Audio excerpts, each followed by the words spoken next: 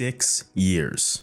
For 6 years, Chris Bumstead's reign of terror loomed over Classic Physique. What was once a division that was still looking to find its identity has quickly become the most popular division in all of bodybuilding, largely due in part to the dominance of Chris Bumstead when he set the standard over and over and over again. And his retirement from the Classic Physique division in 2024 left the throne wide open, and subsequently initiated a rat race between the rest of the top guys to determine who would take it. And it would be no surprise to anybody that's been following Classic Physique for years now that it ended up being Ramon Dino. And Dino's crowning as the new Classic Physique Olympia champion is somewhat of a self-fulfilling prophecy, because since he's entered the division, he's had unwavering belief in himself that he would one day hear and new. And when you go back to his Olympia debut in 2021, it's not all that difficult to see why.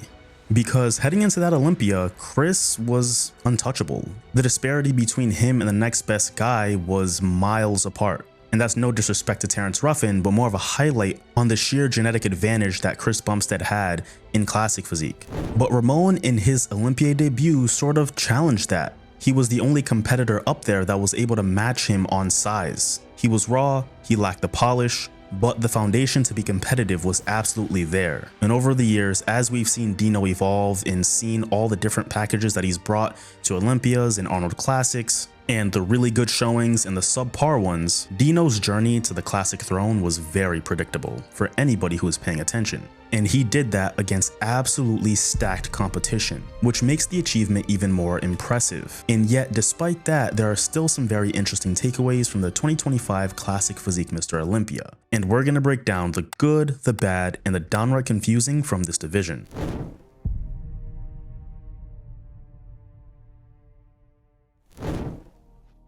Now, at the forefront of my mind when thinking about the good things about Classic at the Olympia this year was the level of competition. But as we will see later in the video, this was also a part of the bad, but we'll focus on the good for now. I don't think it would be a stretch to say that this was the deepest Classic lineup ever. There were some really well-conditioned guys and really well-proportioned guys that would never even get a chance to sniff the top 5, hell, even the top 10, but would absolutely crush a lot of pro shows. In fact, that's exactly what most of these guys did to step on that stage to begin with. And another thing that really impressed me about this deep lineup were the amount of shredded glutes that I saw. Shredded glutes have always been a very strong indicator of overall conditioning, and something that's been kind of lacking even in open bodybuilding. So to see it on the Classic guys, I think was awesome. And not just awesome because they were conditioned, but awesome because that was a staple of golden era bodybuilding, which is exactly what Classic Physique is supposed to represent. It's a reincarnation of that. So W glutes to a lot of those Classic competitors. Now, the next good thing about the Classic Olympia to me was to see Breon Ainsley still kicking. Breon is the only active former Olympia champion in Classic Physique. And even though his reign seemed like it was so long ago, Breon still represents a very pivotal era in Classic Physique. At one point in time, he was the standard. But even after he lost his title to Chris Bumstead, he never stopped trying. And even as Ramon and Urs and all these other young, hungry, up-and-coming guys flooded the division, Breon remained a staple. And while it is clear at this point that he no longer has the favor of the judges, I really think we need to give Breon Ainsley his flowers. Not just for the package that he brought this year as a 40-plus-year-old man, but the contribution he made to helping Classic Physique become this popular. So, thank you, Breon Ainsley. My next good thing in Classic Physique at the 2025 Olympia this year was Niall Darwin. He was a name that I wasn't fully acquainted with, but only had seen in passing on social media. And of course he looked good on social media, but this kid was outstanding at the Olympia. Very similar to the way that Ramon and Urs stepped on the scene in 2021 and brought wow factor, this guy brought the wow factor. I mean, his proportions are honestly cartoonish. Massive arms, massive forearms, massive legs, tiny waist. I mean, he was jumping off the screen. The only thing he really needs is some back width, because despite having some good detail, he was really struggling with those top guys in the back double bicep. But if that's the only improvement you need to make this early in your career, you are way ahead of the game, especially relative to a lot of those other up-and-coming guys. The next thing that was really good to see at the 2025 Olympia was the return of Terrence Ruffin. Terrence Ruffin's back-to-back runner-up placings to Chris Bumstead in 2020 and 2021 to a lot of fans today seems like a distant memory. But Terrence once upon a time was that close to the top, and there's no question that his physique is an amazing embodiment of what Classic is, especially with his posing. Because if there's any guarantee at any competition that Terrence is competing in, he will put on a show in the finals. And the 2025 Mr. Olympia was no different, and it was really great to see Terrence kind of rise back in placings after his recent Mr. Olympia slump. At the 2022 Olympia, he finished in 6th and then followed that up the following year with a 5th place finish. So there's no question that he's trending in the right direction. And it was great to see him in that top 3 again. Exactly where he belongs, right next to Ramon Dino. The next great thing about the 2025 Mr. Olympia. Ramon frickin' brought it. I mean, he knew the assignment and he delivered. And earlier in the video, I talked a little bit about his journey in Classic Physique, and a big part of that journey has been Ramon really finding that sweet spot in terms of conditioning and size. We've seen him completely diced, we've seen him come in a lot fuller and less condition, we've seen him come in completely off, and it was all experience and reps for this moment. His one shining moment where he knew he was going to have his opportunity, standing next to some really impressive guys, and he seized it. He knew what was at stake, he knew that the margin for error was just way too slim, and he couldn't let this opportunity get away from him. At one point in time, he was a back-to-back runner-up and the clear heir apparent to the throne, and before he realized it, the narrative had kind of shifted a bit because of how quickly Classic Physique was becoming top-heavy in terms of talent. But the Brazilian dinosaur showed out, which brings me to my next great thing about the Classic Olympia, the judging. In my recap video covering the Open Mr. Olympia, I was critical of the judges for not giving Andrew Jack the chance to stand in the middle. And I felt that that was a mistake, but they didn't make that mistake in Classic, because every one of these guys got an opportunity to stand in the middle and lay their claim to the throne in both the pre-judging and the finals. The judges made these guys work because the shoes they were filling were quite large, and of course the judges were going to want to make sure that the successor to Chris Bumstead was going to be a worthy one. But in that top 3, nobody got gypped, nobody got screwed over, and nobody was treated unfairly. Everybody got a chance to stand in the middle, and it was pretty clear by the end of the pre-judging who was leading, but we'll get into that later. But the same thing applies for the finals. Every one of those guys got a chance to stand in the middle one more time, and they all came back better, so the suspense was crazy. And that's not even to mention the posing routines in the finals, which was another great thing about this year's Classic Olympia. Watching these guys pose is so mesmerizing and truly a sight to see. I know I mentioned Terrence Ruffin, who's the best poser in the entire IFBB, but Mike Sommerfeld also puts on a beautiful presentation. I got a secondhand adrenaline rush listening to the music that he chose, the way he came out to that music, the way he hit his shots, and the grace that he has when he's just flowing through those transitions. I mean, it was hard to not look at the way he came back, especially in the finals, and think, damn, if he won, I wouldn't question it. Which actually does bring me to my last good point about the 2025 Classic Olympia, which is if Mike Sommerfeld did win, he would have won 100K. Which is 40 grand more than what the prize money was last year. And if you've been following Classic Physique for years now, you know that one of the #1 complaints among fans has been the prize money for the Classic athletes. It's been no secret at all that Classic has been the IFBB's most popular division by a lot. And that's been reflected at every Mr. Olympia. Hell, go to any competitive show on the amateur circuit and you'll see how popular Classic is. So the fact that at one point in time, Chris Bumstead was getting 25K for winning the Olympia despite being the most popular bodybuilder in the world was somewhat of a travesty. Which to Chris, it didn't really matter because that was chump change to him, but for a lot of competitors who wouldn't have the same opportunities that he did, that prize money just would not have been enough for the amount of work that they were putting in. And of course, they're not doing it for the money, they're doing it for the title, but it was still a matter of principle. The top guys have always deserved to be paid accordingly, and that just wasn't the case with Classic Physique until this year when Ramon got the biggest paycheck for a Classic athlete ever, and finally giving a Classic Mr. Olympia champion a paycheck that reflected what they really deserved for winning that show. And if it was up to me and we really wanted to make it as fair as possible to the athlete, the prize money would have been $250,000 at least, but I'm very confident that it won't be too long before we see a check of that size for the Classic Mr. Olympia. Now, I spoke about everything that I loved about the Classic Mr. Olympia. I spoke about all the good, and among the things that I said was good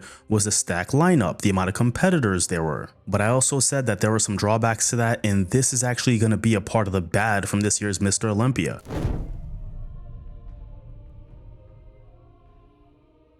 At the 2024 Mr. Olympia, I was in the audience at the prejudging, and by the time the prejudging was over, my back was in shambles because there were so many competitors at that prejudging. So at this year's prejudging, when Bob Ciccarello had announced that Classic had set a new all-time record for competitors in a show, I knew I had to go get a snack because I'd be watching this prejudging for a while. 54 competitors. 54 is how many I counted.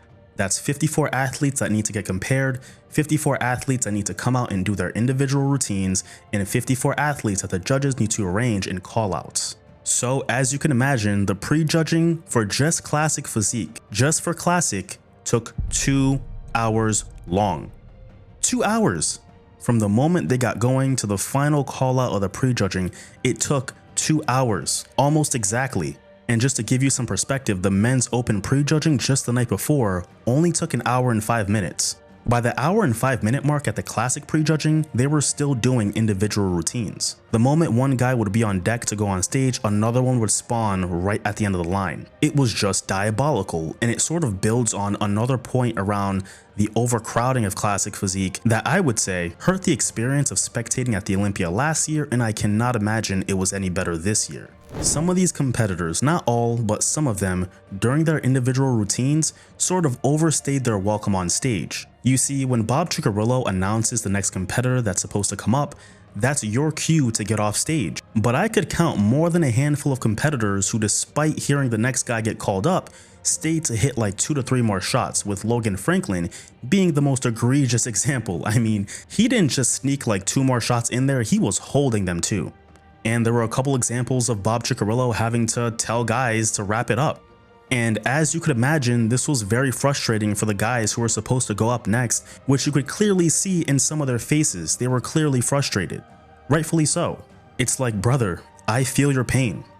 Because I've seen firsthand how chaotic the backstage environment is at the Olympia. So compound that with a record number of competitors that are qualified and competing that day, the amount of testosterone that's concentrated in one area, how hangry and fatigued these guys already are by this point in the show, the fact that that is the only opportunity a lot of these guys are going to get to even showcase themselves to the judges, and you've got a recipe for increased cortisol levels.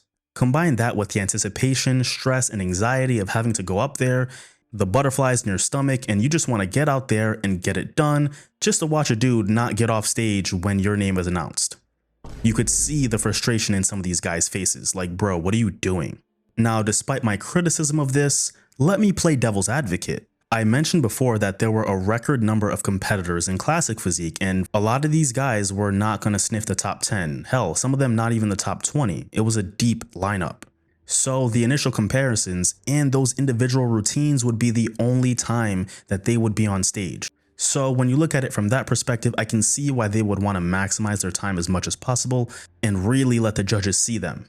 Because it definitely wasn't going to be easy to notice them during the call-outs, which, speaking of, there were 8 that I counted before the judges even got to comparing the top guys. I mean, when we look at the entire day for one of those athletes at that point, it has to be fatiguing. So I commend them for really trying to stay as tight as they can for that long. And in total, when you include the top guys, there were 10 callouts that I counted, which means that even making the 5th callout was actually pretty impressive. But a part of me can't help but feel like that ain't right. If 5th callout at a competition is considered very impressive, then there are way too many damn competitors at that competition, and that was the theme at this year's Mr. Olympia and last year's Mr. Olympia. And it's all a result of what I call the standard effect.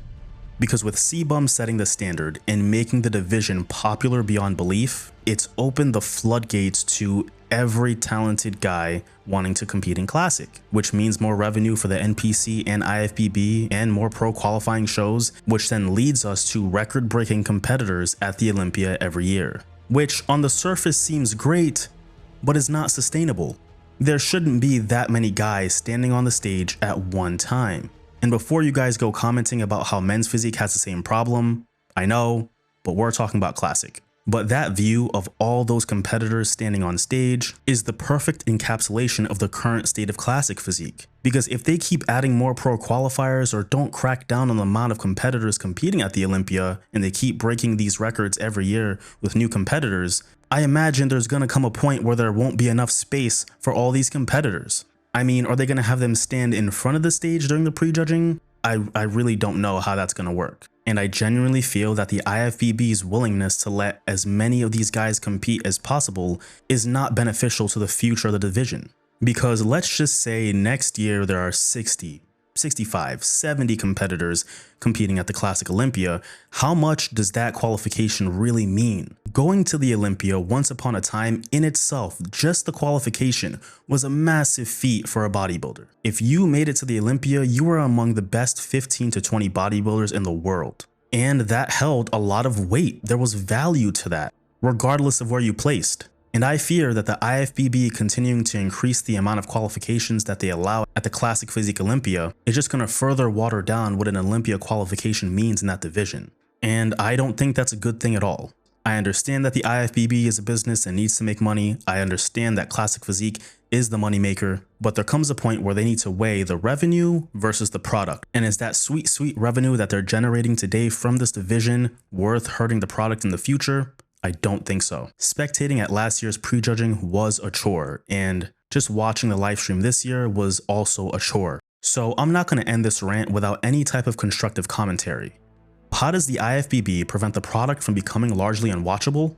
Instead of trying to set records with the amount of competitors that they get every year, limit it to 20. Reintroduce that exclusivity of qualifying for the Olympia. If we're only to get the best 20 in the world, then both prejudging and finals are gonna be an incredible show. And this year, the only aspect of Classic that was really enjoyable to watch all the way through was the finals. And if they cut back on the amount of competitors that are competing, then I'd imagine that the backstage environment would be significantly better and probably lead to a better environment for these competitors to get ready, because they won't have to spend 45 minutes to an hour for some of them just sitting back there having to stay tight. So with that model, we get the best 20 in the world in an environment where they can really bring their best. It increases the demand for spectators to actually go and watch the Classic Olympia because it's not as much of a sacrifice in time. And if we're being honest, a big part of the reason why it was worth it for so many years was because of Chris. But Chris is gone, and if I'm being honest, I really don't know if Ramon can generate that same demand. He's extremely talented, but a big portion of his following is concentrated in Brazil. And while the Brazilian fans always travel really strong and their bodybuilding spirit is second to none, Ramon will need to appeal to a much broader audience to justify fans going to the prejudging and sitting there for well over an hour before they could see him. Which actually brings us to the next segment of the video, which is the confusing parts of the 2025 Classic Mr. Olympia. Now, the first confusing aspect, which is pretty mild, was the lack of preparation by the organizers or Ramon's team to get him a translator in case he won. It was a bit frustrating watching Bob Ciccarello interview him and asking him a really long and loaded question and watching the gears in Ramon's head turning as he's trying to figure out what Bob is saying to him, but you know he doesn't understand. It was a bit frustrating. We know the guy doesn't speak English well, get him a translator. And the post-Olympia speech is a really important part of the night for the champion, so I really wanted to know what he had to say to the fans and how he was feeling. But because he was asked the question in English, he tried to do his best to respond in English, and there wasn't much to say, so after the second question that Bob asked him, he just kind of gave up and switched to Portuguese. But if my limited understanding of Portuguese is correct, Ramon did acknowledge that his English isn't as good as he wants it to be, he wants to improve it as the Classic Mr. Olympia champion, and that he definitely wants his fans to continue spamming the dinosaur emojis in people's comments. Não, pode continuar, isso daí deu movimento legal. Continue colocando o dia desses comentários aí que a gente vai representar sempre o Brasil e vocês aí que estão com a gente. Tamo junto, família. Portuguese speakers, did I get that right? Let me know in the comments, but I believe that was the gist. Now, the next confusing aspect, or should I say controversial aspect of the 2025 Classic Olympia was Heightgate. Now, I know a lot of you guys know what I'm talking about, and that's a controversy around Mike Sommerfeld's height heading into the show this year. But for those of you who don't know what I'm talking about, here's what happened. Mike Sommerfeld was always understood to have been on the shorter side of the competitors, being around 5'7", 5'8". I always thought he was around 5'7", give or take. However, in a conversation with Jay Cutler heading into the 2025 Olympia, Mike noted that his weight cap was 212. And a 212 weight cap based on the brand new height restrictions in Classic Physique implemented in 2023 would mean that Mike was 5'9.5", 20 pounds more than what the weight cap is for a competitor at 5'7". So allegedly, if Mike was prepping for a 212 weight cap, he was coming into that competition overweight, which if true would compromise the integrity of the show and warrant a disqualification. But here's where things get interesting. Bodybuilding internet sleuths found a post dating back to 2019 that was posted by one of Mike Sommerfeld's mentors showing that he was 5'7", because standing behind him was Dennis James, who is a confirmed 5'8". Now, while that evidence may seem damning, his mentor Ben Hewlin did provide some additional context. According to Hewlin, Sommerfeld told him that his spine was very crooked, and by fixing that crookedness, it would actually make him taller, or rather the height he's supposed to be, but it was all gonna come down to the weigh-in. If the judges really measured him at 5'9.5", then it was all systems go. But if not, then he'd be forced to drop as much weight as he would need to be able to compete, which was not in his best interest. And further making things a bit confusing was the Pro League sending out a private message to the athletes that they would be remeasuring them. But in the most confusing weigh-in in Classic Physique history, Mike Sommerfeld did make weight at 204. A weight that according to him, he had to lose 14 pounds in a couple days just to make. Which means that the organizers measured him in at over 5'8", and not the 5'9.5" that the 212 weight cap would indicate, which also means that he was overweight for his height up until Olympia week. But even that was super controversial because you had some fans really scrutinizing whether or not they measured him accurately. And the big debate is whether or not his hair should have been counted, and that in itself is a whole different debate. But from what I've seen with my own two eyes, the organizers have always done that to give these guys a little more slack. But whether or not that's a fair way to go about it is a different discussion. Ultimately, he was able to make weight at whatever height they had him at, and he was able to compete at the show. But that extreme weight cut in the days leading up to the show definitely affected his physique. He was giving up just a tiny bit of conditioning from last year. There was just like an ounce of crispness that wasn't there in the prejudging. But all in all, he brought everything else: the wide lats, the insanely detailed back, the quads, the V-taper. I mean, this guy is the total package. And pushing him was also Terrence Ruffin, who came in with a little more size than we're used to seeing him, but some really good conditioning. Now, while it wasn't the best conditioning he ever brought, it was classic Terrence Ruffin. Similar to Mike Sommerfeld, he could have come in an ounce sharper in the prejudging. And I also would have liked to have seen more shine on him to really let that definition pop a lot more. But that was not a problem for Dino, because no matter where they put him in the prejudging, my eyes always went to him. I remember that much more full package he brought at the 2023 Mr. Olympia, and not really liking that for his physique. He's got massive legs with some massive arms and forearms. So when he comes in a lot leaner and his midsection is all the way dialed in, he looks crazy. And Dino was the epitome of dialed in at the 2025 Mr. Olympia, so much so that it wasn't even a question in the finals. And while Terrence and Mike Sommerfeld did come back improved in the finals, so did Dino. And there was nothing they were gonna do that was gonna be enough to take down the Brazilian dinosaur. But all in all, I have to say that despite the agonizing prejudging, the finals was so worth it. The judges absolutely nailed the top 5, and I feel like all those guys were a great representation of what elite classic talent is supposed to look like. So a massive shout out to Ramon for finally fulfilling his destiny. And I don't know about you guys, but I'm really excited to see what the Ramon era in Classic is gonna bring. Either way, Classic Physique is in amazing hands. I'm Large Kofi. Thank you for watching.